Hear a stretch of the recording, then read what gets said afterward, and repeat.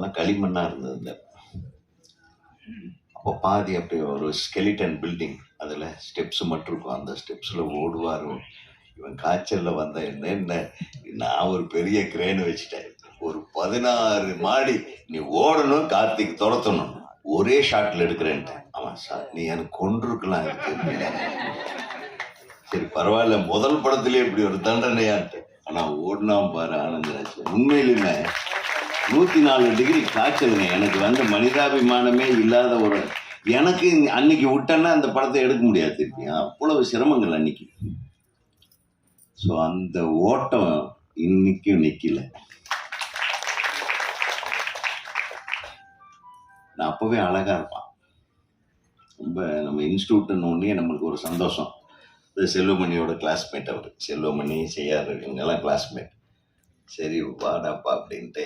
ஆனால் has done wonderful in that movie. அதுக்கப்புறம் என்னுடைய இன்னொரு படம் உறுதிமொழியில் ஒரு மிக முக்கியமான கதாபாத்திரம், டேர் டெவில் கேரக்டர்.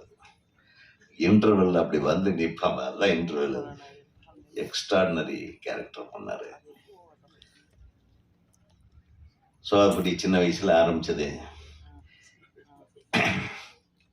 அவர் இன்னும் நடிச்சிட்டு இருக்கிறாரு. நான் அடுத்த வாரம் இன்னொரு படம் ஆரம்பிக்கிறேன் அப்படின்னு வச்சுக்கலாம். சும்மா விட்டுற முடியாதுல்ல. 2 பேரும் ஒரே அடியா போயிட்டே இருக்கணும், ஒரே ட்ராக்ல. என் தம்பிகள்லாம் ரெடியா இருக்காங்க. அடுத்தடுத்து செல்வமணி, பேரரசு அவர்களெல்லாம் இயக்குநர்களாக களமியங்க போகிறார்கள் என்பதை இங்கே நான் அறிவித்துக் கொள்கிறேன். ஜாக்கிரதையாக எல்லாரும். சினிமா இண்டஸ்ட்ரி மாறப்போகுது. திருப்பி பழையபடி சிறப்பான படங்கள் ஓடப் போகிறது.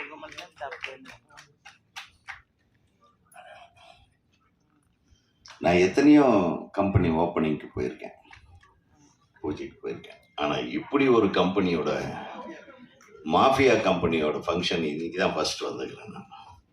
அதில் ஒரு தம்பி பிட்டு போடுறாரு, கோயம்புத்தூர் மாஃபியா. அருமையான டைட்டில். அதில் ஒரு போஸ்ட் பாருங்களேன், சூப்பர். அப்படி பேர சொன்ன மாதிரி இனிமேல் நீ சீரியஸா பண்ணாலும் சிரிச்சிருவாங்க. அது வந்து மாற்றமே இல்லை. ஆனந்தராஜ்கிட்ட ஒரு இது என்னன்னா, நம்ம எல்லாமே வில்லனாவே பண்ணிருக்கேன். நான் ஒரு படமாவது ஹீரோவா பண்ணணும். நம்ம கமல் சாருடைய வீட்டில் தான் என்னுடைய ஆஃபீஸ், நம்ம முதல் ஆஃபீஸ் 172 எல்டாம்ஸ் ரோடு. அவர் இப்போ ஆஃபீஸ் வச்சிருக்காரு இல்லையா, அந்த ரூம் தான் எங்கள் ஆஃபீஸ்.